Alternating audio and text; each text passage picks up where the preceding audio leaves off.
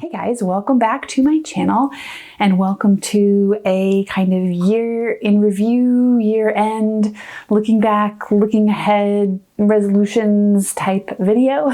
I'm not sure exactly when this is going to post, if it's going to be publishing just before the new year or just after. Either way, 2019 will be wrapping up, 2020 is starting. And yeah, I'm not really like a huge person for resolutions, but I do find this type of process of like looking back at where I've been and taking stock and kind of thinking about the decisions that I want to make for the future and where I want to go in the future. I do find that process to be somewhat helpful. And yeah, given that we're at the end of not just a new year, but a new decade, well, the start of a new decade, it seemed like a good time to do it. So we're going to talk about a few different things. Some kind of device just beeped. I'm not sure what it was. Anyway, we're going to talk about a few different things. We're going to talk about some of the projects that I did in 2019, some of my favorite projects from 2019, some of the challenges of 2019 and the things that I'm learning, and then kind of what my hopes and plans are for 2020. So we are just going to dive right in. So if you watch my channel regularly, you have probably heard me talk about this in vlogs quite a lot, and maybe are even sick of hearing it. But 2019 was a super busy year for me work-wise. It was the busiest I had ever been. It was also really busy in my personal life. I moved, I had a second baby.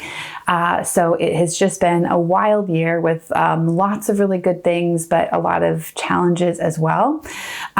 So some of the really good things work-wise, the projects that I was working on that I really was excited about. I'm not doing these in any sort of an order. I probably should do them in an order, but I just kind of brainstormed and came up with a little list here. So the first one was getting to work with Green Valley Organics again, and they had actually since rebranded to Green Valley Creamery.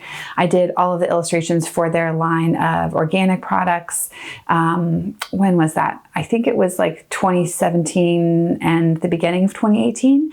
So they had developed a new line, some Greek yogurt that was conventional, not organic, and wanted to do something that was a bit of a different look. So these were like much looser, much more stylized, much less realistic, not just than what I had done for them the last time, but less realistic than my style as a whole.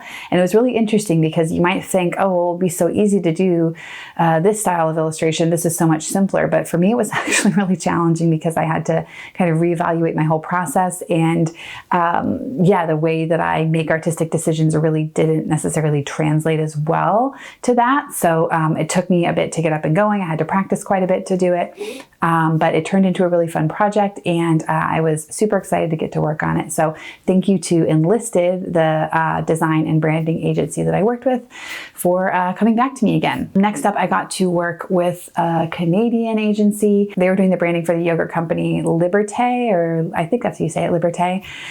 I believe they're a Canadian brand, but this was, even though they were in Canada, it's a Canadian brand, it was going to be on their UK line of yogurt.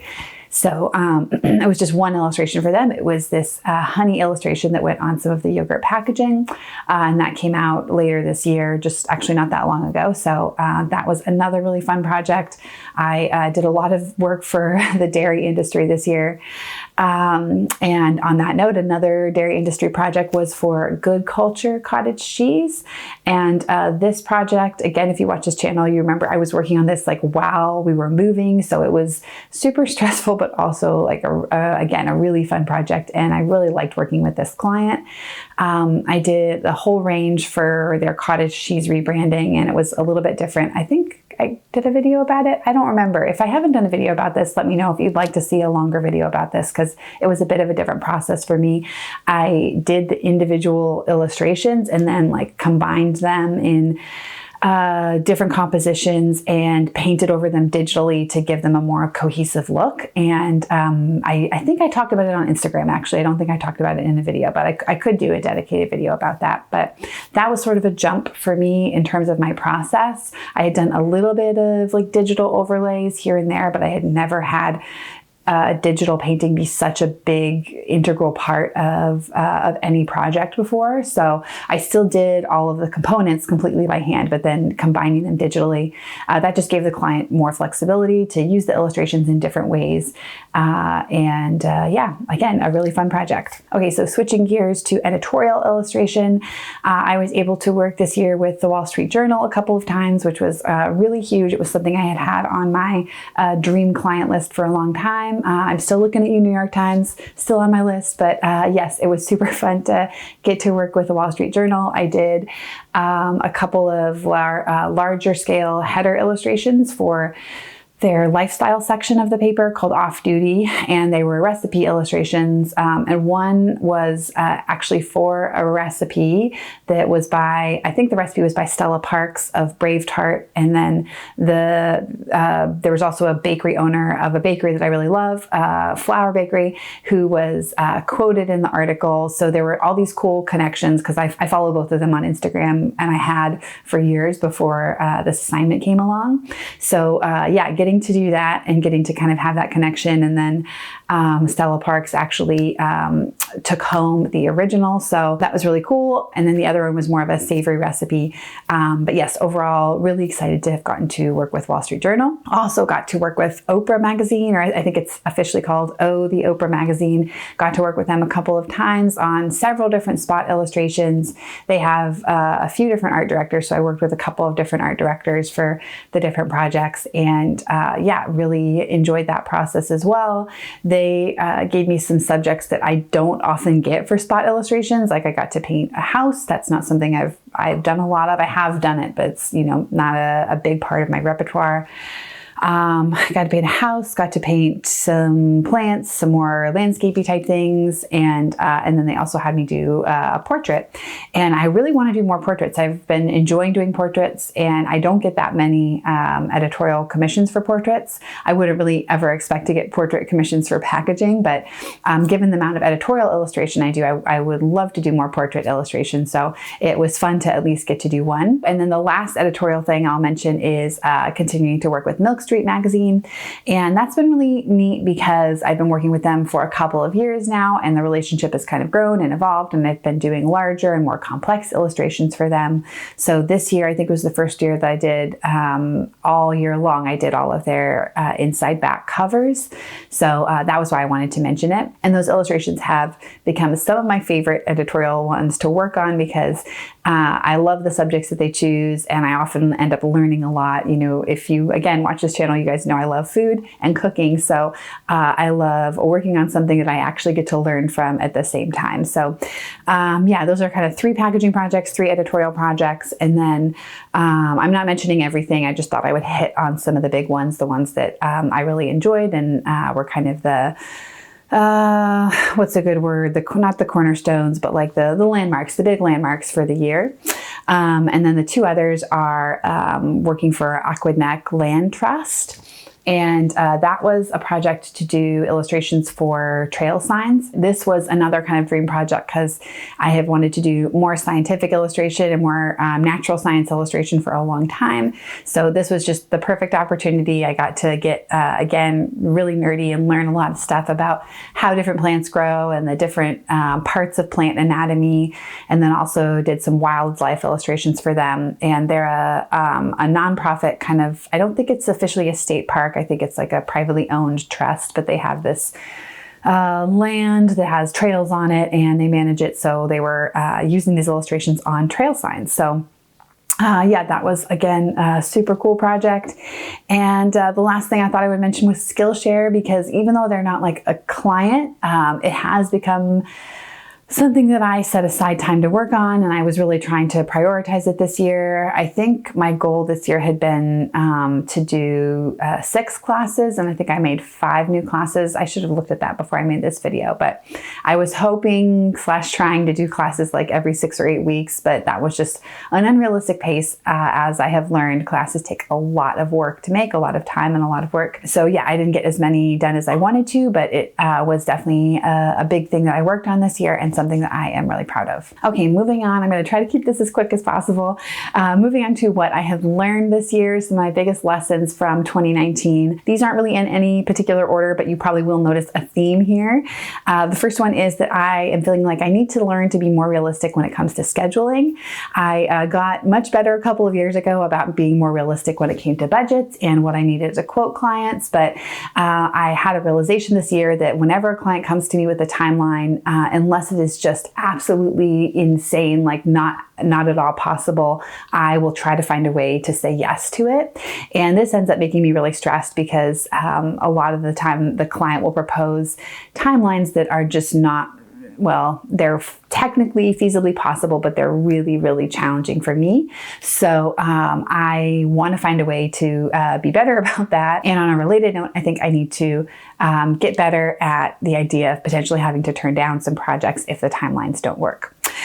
So the next thing is I'm feeling like I need to learn to separate home and work a bit more, whether that is like mentally and emotionally or even physically, like working in a different space.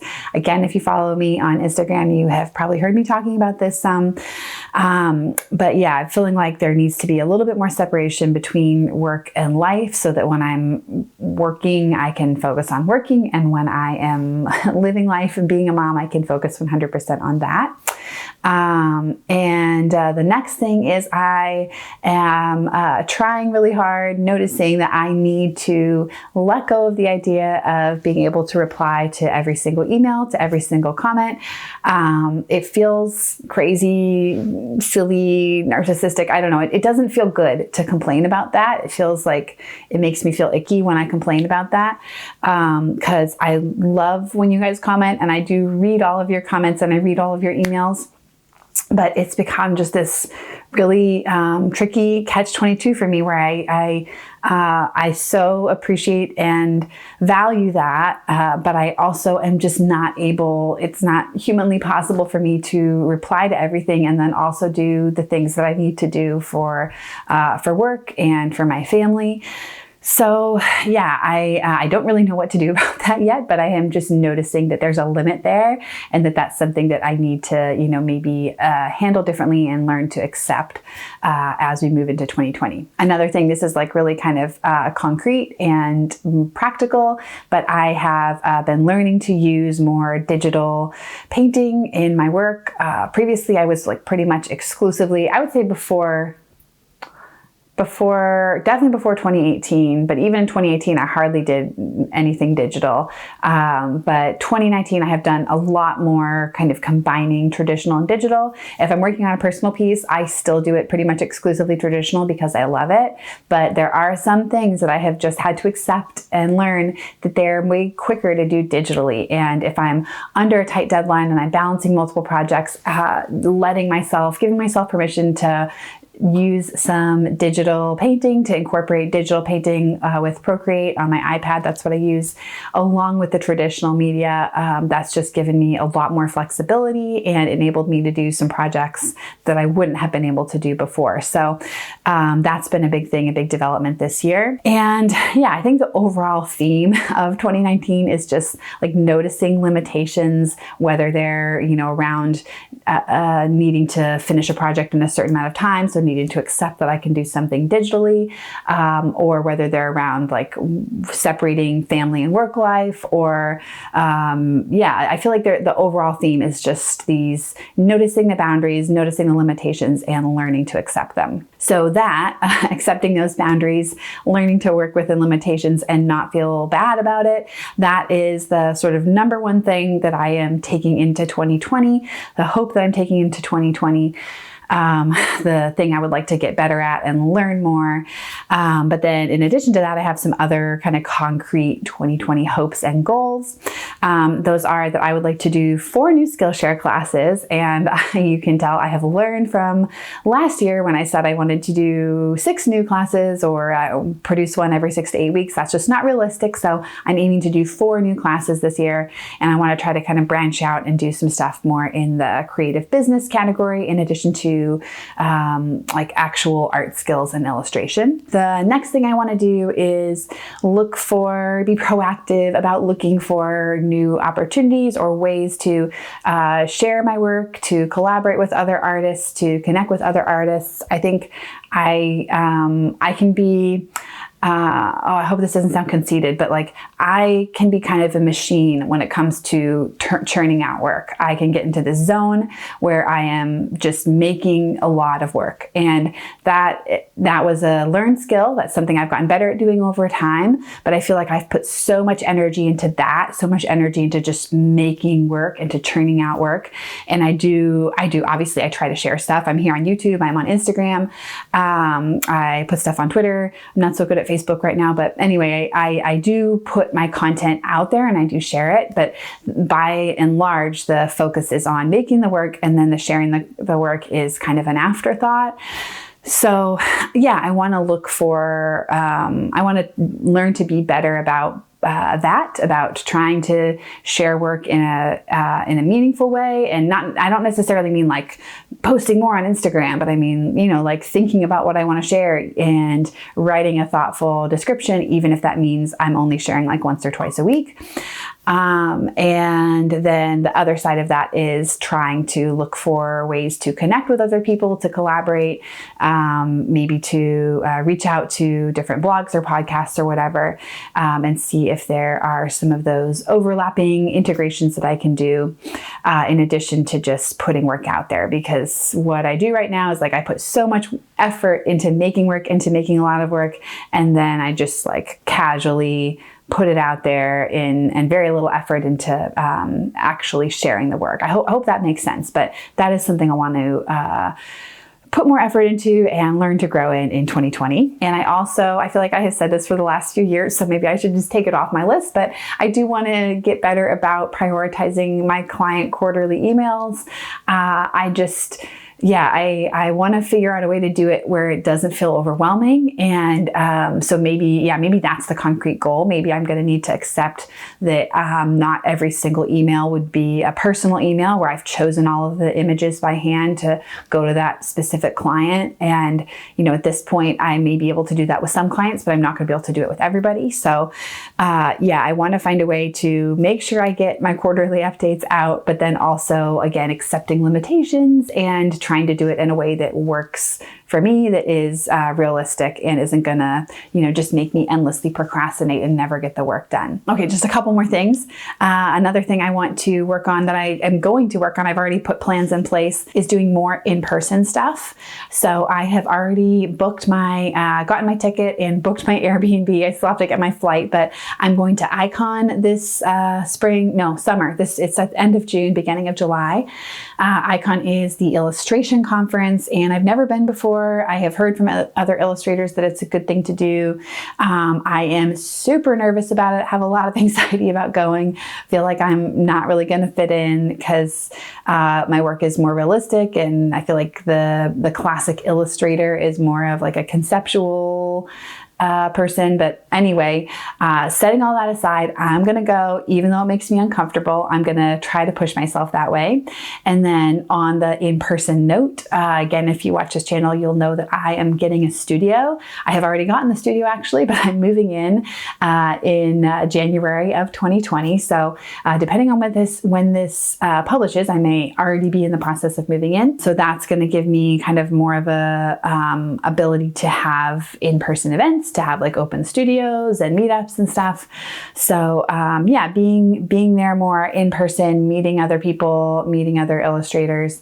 That's going to be something that I want to work on in 2020 as well. And this is very specific, very concrete, but I need to update my portfolio, and I need to do that stat. I think I haven't updated my portfolio since maybe 2018, probably like late 2018. But I super need to do that. And right along with that would be like updating my website, making any other changes to the client list and stuff. And then the last thing, this shouldn't be last on the list. It's actually making me sad now that I see it's last on the list, but I want to prioritize time for non-client client initiated, open-ended, self-driven work. So this year, I feel like I have just been trying to make as much work as possible, as much client work as possible. And I have squeezed in a few projects here and there, but I really haven't gotten to do much of that. And going forward, I want to be able to find time, to be able to schedule time. I shouldn't say find time because it's not like it just happens, but I'm going to try to be more proactive about scheduling time to work on these open-ended projects, the things that aren't client initiated. So, and just being realistic here, I think, a good initial goal might be that I could block off some time, maybe twice a year, to do that sort of thing. Okay, so I think that's it. Hopefully this video isn't too crazy long. Okay, now on to the thank yous. Thank you first off to my patrons who have sponsored this video. My patrons sponsor videos by contributing to this channel monthly on Patreon with amounts just starting at $1 a month. And that support enables me to hire a video editor. At this point, 100% of your support there is going to hiring the video editor, which enables me to put out weekly videos. And thank you to the wonderful video editor who is hired by my wonderful patrons. Meg, thank you, Meg, for editing this video and for editing all these videos so beautifully. And thank you to everybody for watching. And I should mention you guys also in the just look back over 2019. But yeah, I am thankful for you, and I'm thankful for this community that we have here, the community of artists and aspiring artists and people who are growing in that and looking for that and on that journey. So thank you to everybody for sticking around with me for another year. And I'm really excited to get into 2020 and to keep learning, to keep growing, and to keep putting one foot in front of the other on this path. So that's it. I hope everybody is having a great start to the new year, or if this isn't the new year yet, then Happy New Year, and I will see you in the next video. Bye.